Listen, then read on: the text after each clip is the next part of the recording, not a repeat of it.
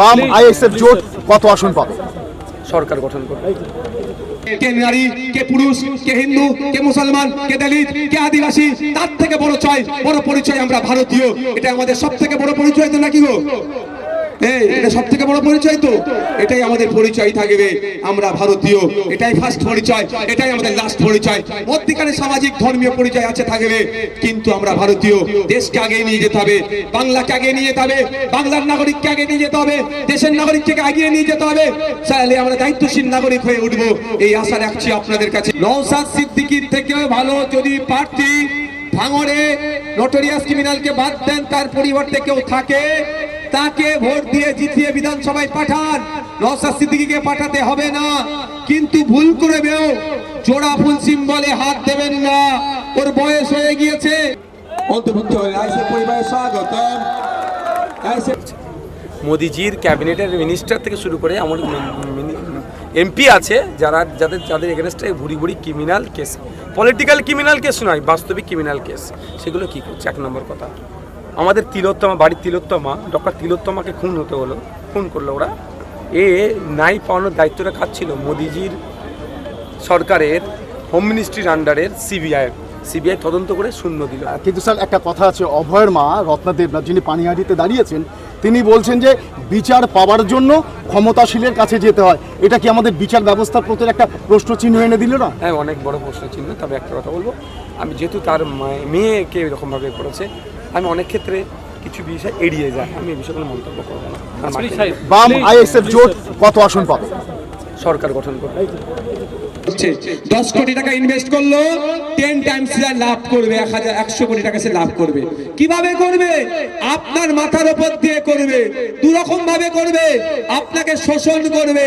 Certificate নিতে চাইবেন, 500,000 টাকা দাও, নাহলে সার্টিফিকেট দেবে না।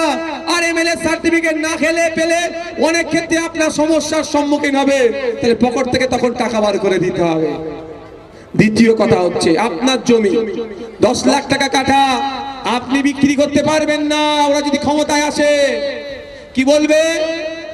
তুই বিক্রি করতে গেলে আমার অনুমতি লাগবে।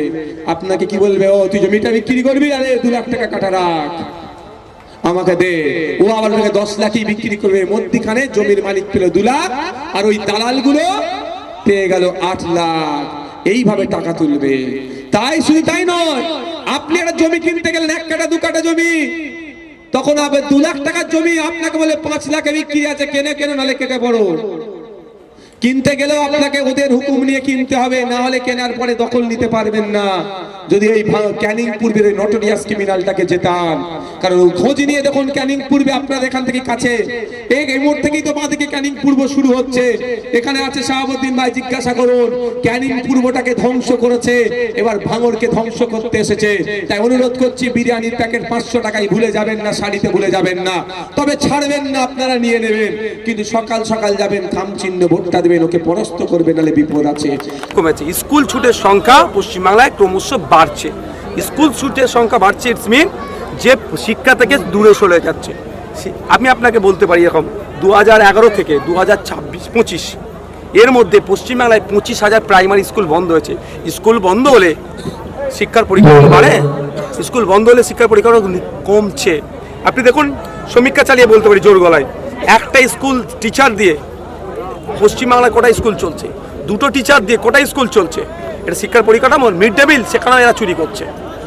আচ্ছা, আমরা দেখছি যে মহিলাদের তো বিভিন্ন প্রকল্প আসছে, এই সরকার দিচ্ছে বিভিন্ন প্রকল্প, লক্ষ্মী ভাণ্ডার থেকে শুরু করে এখন যুব সাথী শুরু হয়েছে। তো এর বিরুদ্ধে দাঁড়িয়ে আপনার প্রচারটা কি থাকছে? যারা বেকার তারা তো পাচ্ছে যুব সাথী, মহিলারা পাচ্ছেন লক্ষ্মীর ভাণ্ডার, তার বিরুদ্ধে দাঁড়িয়ে আপনি কি বলবেন? আমি বিরোধিতা একদমের জন্য করি না। আমার বক্তব্য হচ্ছে 1500 টাকা 1200 টাকা নয়, 15 থেকে 22,000 টাকাটা কাজ দিতে হবে। এটা কি আমার অপরাধ? না, আপনার বাড়ির আজ গ্র্যাজুয়েশন পাস করার ছেলেটা মেয়েটার কথা বলছি।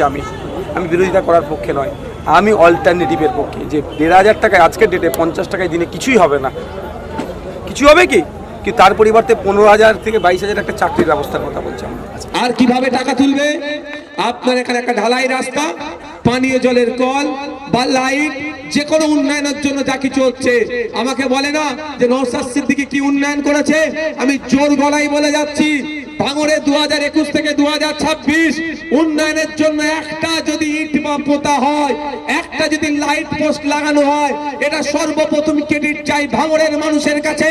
তারপরেই না ভাঙড়ের এমএলএ নওশাদ সিদ্দিকীর জন্যই হচ্ছে, এটা আমি জোর গলায় বলে যাচ্ছি, রেকর্ড হচ্ছে। তবে সমস্যাটা কি, ভাঙড় 1 নম্বর ব্লক থেকে 2 নম্বর ব্লকের একটা ব্রিজ হয়েছে, দেখেছেন না? হচ্ছে বলে বরাদ্দ হয়েছে টাকা, ওটা আমার দাবি, এগুলো আমার দাবি। ফিতেটা কাটার দরকার ছিল নওশাদ সিদ্দিকীর, ভাঙড়ের এমএলএ, তার পরিবর্তে ক্যানিং থেকে একজন এসে ফিতেটা কাটছে, এইটাই তফাৎ আমার জন্য হচ্ছে, মাথায় রাখবেন।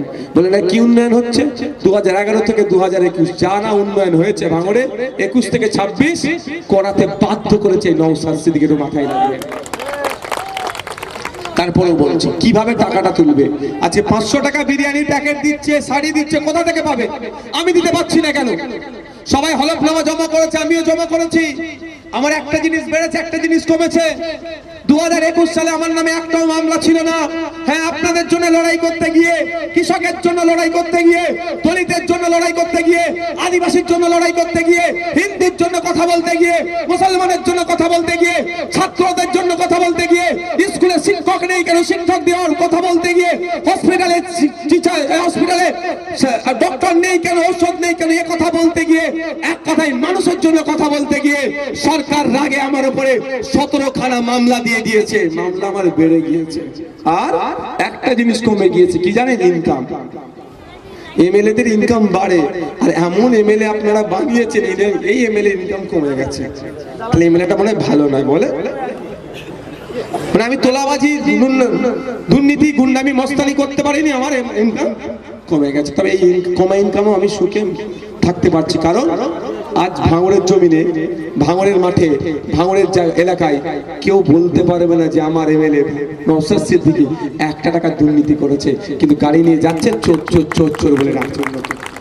একটা লাইট পোস্টের জন্য 2,88,000 টাকা তো বরাদ্দ হয়েছে, সেখান থেকে যদি কাটমানি 1 লাখ টাকা খেয়ে নেয়, 1,88,000 টাকার কি লাইট পোস্ট হবে ভাই? ও 3 বছর 2 বছর পরে লাইট পোস্ট ভেঙে পড়ে যাবে, বুঝতে পারছেন? ওই 1 লাখ এখন 10 কোটি খরচ করে যে 100 কোটি তুলবে। আর কিভাবে বলছি, ঢালাই রাস্তা, 6 ইঞ্চি গেজের ঢালাই রাস্তা, আর 6 ফুট চওড়া, হয়তো কি 8 ফুট চওড়া। দেখবে রাস্তা যখন হবে 6 ফুটের জায়গায় 7 ফুট চওড়া, আর 6 ইঞ্চি গেজের জায়গায় 4 ইঞ্চি গেজ।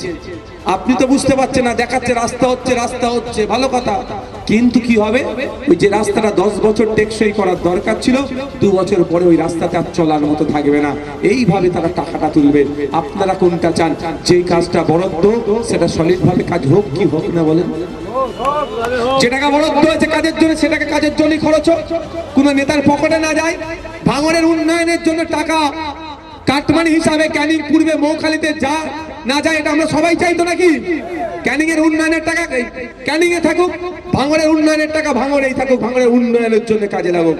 যদি এটা চান তাহলে বলবো, ওই কারো কথা শুনে আপনারা ওই নটোরিয়াস ক্রিমিনালটাকে তথা চোরাফুলের যিনি প্রার্থী হয়েছেন তাকে ভোট দেবেন না, এটুকু অনুরোধ করছি আপনাদের। কারণ এই ভোট কিন্তু আগামী 5 বছর নির্ভর করছে আপনার বাচ্চাগুলো স্কুলে যাচ্ছে, স্কুলে টিচার থাকবে কি থাকবে না, এই ভোট নির্ভর করছে আগামী দিনে আপনি রাস্তাতে চলবেন, আপনার মেয়ে টিউশন পড়ে ফিরবে, সে অক্ষত অবস্থায় আসবে না ক্ষত হয়ে আসবে, সেটা নির্ভর করছে আপনাদের প্রত্যেকের সার্বিক নিরাপত্তা নির্ভর করছে। আর সাথে সাথে এটাও বলবো, আমাদের সম্প্রতি ঐক্য যেভাবে আমরা ভাঙড়ে চলছি, সেটাও কিন্তু নির্ভর করছে এই ভোটের উপরে। তৃণমূলের জন্য আজকে পশ্চিমবাংলায় হিন্দু মুসলমানের বিভাজন হচ্ছে, এই তৃণমূলের জন্যই আজকে পশ্চিমবাংলায় নারী পুরুষের মধ্যে বৈষম্য হচ্ছে, এই তৃণমূলের জন্যই পশ্চিমবাংলায় আজকে চাকরি চুরি হচ্ছে, এই তৃণমূলের জন্যই পশ্চিমবাংলায় আজকে রেশন চুরি হচ্ছে, এই তৃণমূলের জন্যই পশ্চিমবাংলায় আজকে সমস্ত ধরনের দুর্নীতি হচ্ছে, এই তৃণমূলের জন্যই পশ্চিমবাংলায় সরকারি কর্মচারীরা তার হকের দিয়ে পাচ্ছে না। তাই সময় এসেছে, এই মালা পচে গিয়েছে, এই দল পচে গিয়েছে, একে সারগাদায় ফেলতে হবে, একে প্রত্যাখ্যান করতে হবে। আর একে যদি আদর করে যত্ন করে আপনি আপনার ঘরে রাখেন, পোকা জন্মে আপনার শরীর অসুস্থ হবে। এই দলটাকে যদি, তৃণমূলকে যদি মনে হয় এখনো আদর যত্ন করে রাখবেন, এর রোগ সমাজে যেভাবে ছড়িয়ে দিয়েছে আরো বিস্তর অন্তর হয়ে যাবে, আমরা রোগগ্রস্ত হয়ে যাব, সমাজ বিষিয়ে যাবে, ওরা বিভাজন হয়ে যাবে। তখন বলবে আমি বড় হিন্দু, এ বলবে আমি বড় মুসলমান, এ বলবে আমি বড় দলিত, ও বলবে আমি বড় আদিবাসী। এর মধ্যে আমাদের বিভাজন তৈরি হয়ে যাবে। আর সেই আমাদের পূর্বপুরুষের লড়াই করে রেখে যাওয়া দেশ, তা পূর্বপুরুষের আত্মত্যাগ আত্মবলিদানের ফলে যে দেশ পেয়েছি, যে সার্বভৌমত্ব পেয়েছি, যে সেকুলারিজম পেয়েছি, যে ক্ষমতা আমরা পেয়েছি, সাংবিধানিক ক্ষমতা, সেটা টুকরো হয়ে যাবে, ধ্বংস হয়ে যাবে। তাই অনুরোধ করছি আপনাদের, কে নারী, কে পুরুষ, কে হিন্দু, কে মুসলমান, কে দলিত, কে আদিবাসী, তার থেকে বড় পরিচয় আমরা ভারতীয়। এটা আমাদের সব থেকে বড় পরিচয় তো নাকি গো? এটা সব থেকে বড় পরিচয় তো, এটাই আমাদের পরিচয় থাকবে, আমরা ভারতীয়। এটাই ফার্স্ট পরিচয়, এটাই আমাদের লাস্ট পরিচয়। মধ্যিখানে সামাজিক ধর্মীয় পরিচয় আছে থাকবে, কিন্তু আমরা ভারতীয়। দেশকে আগে নিয়ে যেতে হবে, বাংলাকে আগে নিয়ে যেতে হবে, বাংলার নাগরিককে আগে নিয়ে যেতে হবে, দেশের নাগরিককে এগিয়ে নিয়ে যেতে হবে। তাহলে আমরা দায়িত্বশীল নাগরিক হয়ে উঠবো, এই আশা রাখছি আপনাদের কাছে। শেষ করার পূর্বে আবারও বলছি, কোনোভাবেই যেন না ওই নটোরিয়াস ক্রিমিনালটাকে সুযোগ পেয়ে যায়। যদি পেয়ে যায় কিন্তু ক্ষতি ছাড়া ভাঙড়ের লাভ হবে না।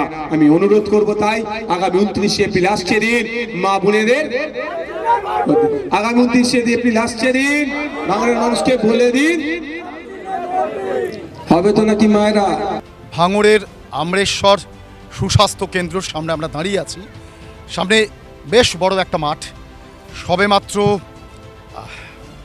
সবেমাত্র সভা শেষ হয়েছে এবং অবশ্যই প্রধান বক্তা ছিলেন আইএসএফের নওসাদ সিদ্দিকী। এত মানুষের সমাগম এবং সবচেয়ে বড় কথা, এখানে দাঁড়িয়ে নওসাদ সিদ্দিকী প্রথম থেকে শেষ অবধি যে কথাটা বললেন, একেবারে প্রথম কথা, যেটা ভারতবর্ষের সংবিধানের সবচাইতে বড় স্তম্ভ, ধর্মনিরপেক্ষতা, হিন্দু মুসলিম ভাই ভাই, এই বার্তাটা স্পষ্ট করে দিলেন যে পশ্চিমবঙ্গে অন্তত জাতপাতের কোনো বিভাজন নেই। সে কথা যেমন বললেন, ঠিক তেমনই বললেন যে বর্তমান যে সরকার চলছে তাদের রন্ধ্রে রন্ধ্রে নাকি দুর্নীতি, তাঁর কথায়। এবং তিনি কথাও বললেন যে প্রধানমন্ত্রী নরেন্দ্র মোদী আজকে এসে বাংলায় যে শাস্তি প্রদানের কথা বলেছে, যে বিগত দিনগুলোতে যারা অপরাধ করেছে, বিভিন্ন রকম কেলেঙ্কারির সাথে যুক্ত, তাদেরকে নিশ্চিতভাবে শাস্তি দেওয়া হবে, এটা সর্বৈবই মিথ্যে কথা। আবারও বাংলার মানুষকে প্রতারণা করছেন তিনি। এবং সবশেষে তিনি যুক্ত করলেন যে কথা, অত্যন্ত প্রত্যয়ের সাথে, বাংলায় নাকি এবার বাম আইএসএফ জোট সরকার গড়বে। ক্যামেরায় বিশালের সাথে শঙ্কর সাহা, ভাঙড়, ডিবি নিউজ।